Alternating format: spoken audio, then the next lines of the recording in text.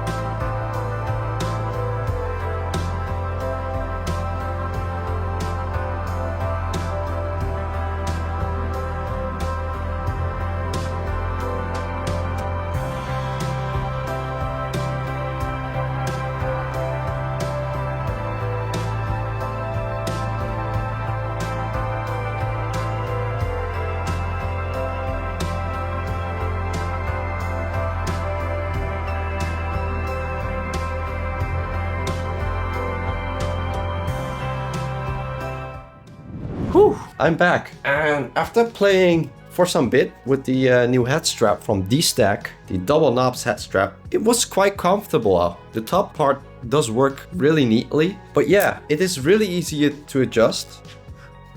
The back side, the upper side, I can like do it straight away. There you go, like that, a little bit looser on my head, there we go. Wow, that's snug. If you want it a little bit more tight, you can do that, no problem. And this is absolutely tight on my head right now. And yeah, I can still see the camera because I'm in pass-through mode. So basically this head strap is designed in order to reduce the pressure on your face by, giving you a wide array of adjustments. This also leads the industry forward because it's the very first double knobs head strap on the market at the moment. And of course it's multi-position.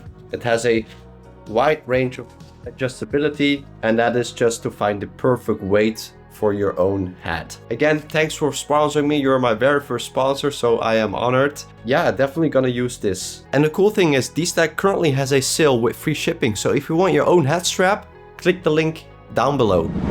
So the lenses itself, the lenses have, they're pancake lenses now. So no more Fresnel lenses, what we had before. And with these pancake lenses, the sweet spot is basically your whole lens. So instead of like, you know, you have to put the headset on your head like perfectly and then you can see a clear image in the middle. Not really the case anymore. Just put it on and you're good to go. So that's really nice.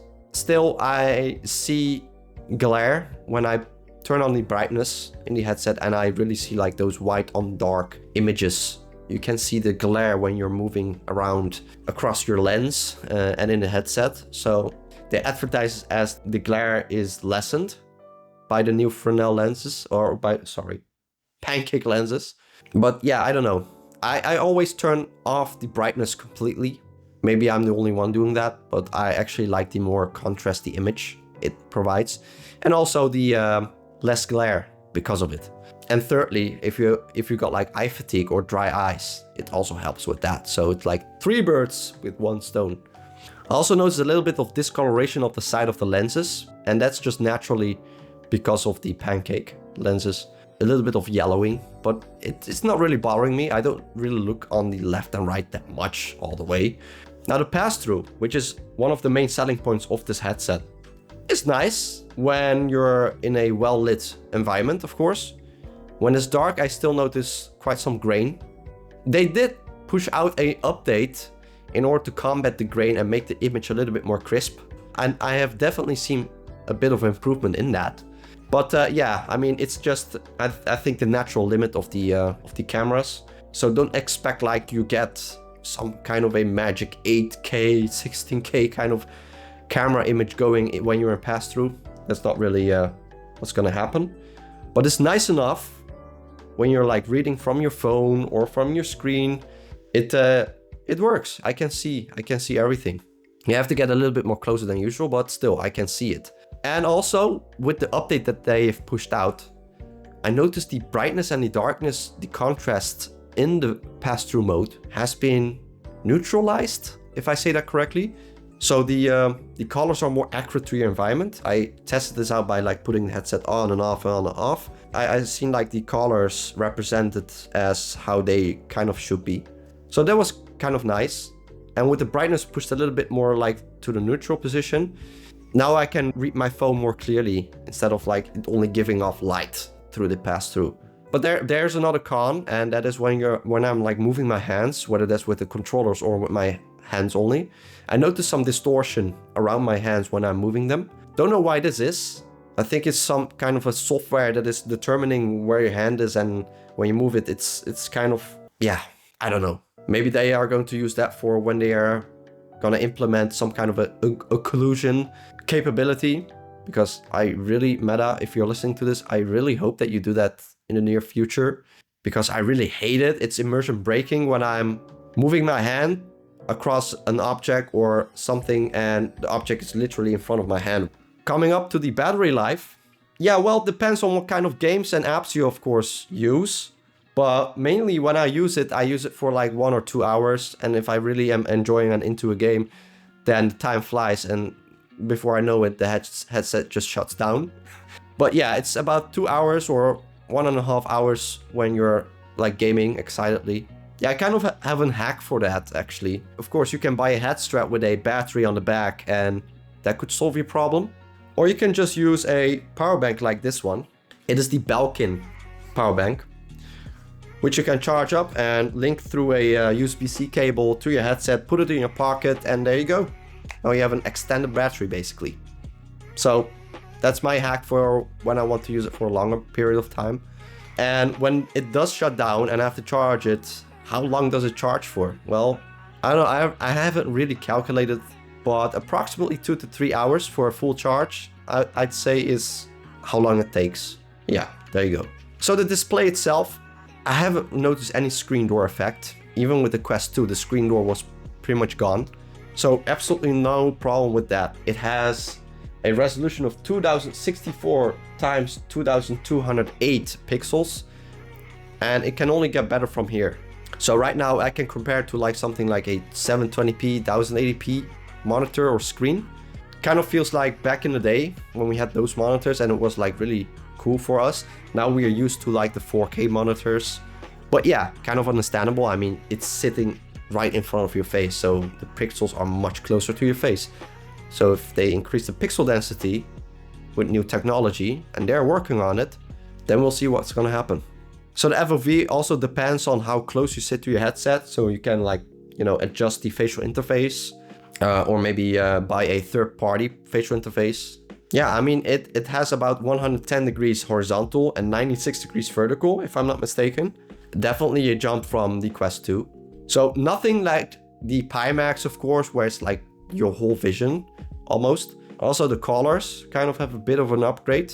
I don't know for sure, but the colors seem more saturated or better looking. I don't really have much to say about the mic. I mean, a lot of people complained about the mic sitting like right under the headset and introduced a lot of breathing and pops and stuff like that.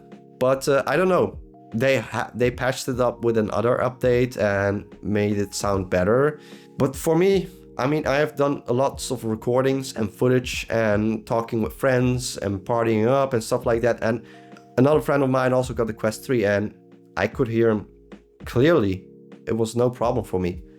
So I don't really have a complaint about the mic. Never had. That's just my opinion. Perhaps you do. But for me, the mic works perfectly. I can show you an example if you want, right here. So this is the mic recording directly from my Quest 3 headset. Do you like it? Do you hate it? Let me know in the comments below. And there you go. The tracking is also phenomenal. I mean, the headset itself, you know, those two upper tracking cameras, which was on the Quest 2, are removed from the Quest 3.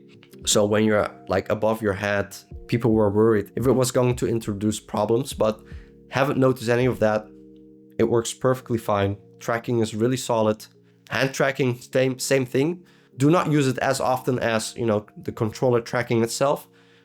And when I want to like direct type, still have to get used to that. I mean, it's odd. I mean, there's nothing that you can feel. So it's a little odd feeling when you're typing on the air. That's all I have to say for it. For the rest, the tracking works phenomenal. Nothing to complain about that. So I bought it for 550 euros. And currently, as I've looked on Amazon, it goes for $500. The link is right in the description below if you're interested. For, I mean, $500, or in my case, 550 euros. And all the other headsets that are on the market right now that are way more expensive, especially like the Apple Vision. My gosh. In terms of content, there's quite numerous apps and games that you can download right now and play, whether that's standalone or on like PC VR. Lone Echo and Asgard's Wrath and Assassin's Creed right now. The top game still is Half-Life Alyx for me, purely for the fact that that game is so polished. Made by Valve. You can interact with almost anything in the game. The graphics are phenomenal. The story is phenomenal. Gameplay is phenomenal. I mean, that's how a VR game should be. And I really hope when new studios enter the game that they kind of, you know, inspire themselves by Valve. You can try out numerous stuff, whether that's social apps, games, drawing, even like, you know, painting and stuff. You can become Bob Ross. Also watching cinema. I love watching movies when I'm on the go or somewhere else and I just want to, like, you know, lie in bed, watch a movie and immerse myself in that movie. 3D movie even. Because, you know, you still utilize the left and right lens, so why not? And to give you an understanding of which apps I use for that, I got a top 3 list that you can watch right here in order to have your own best cinema experience.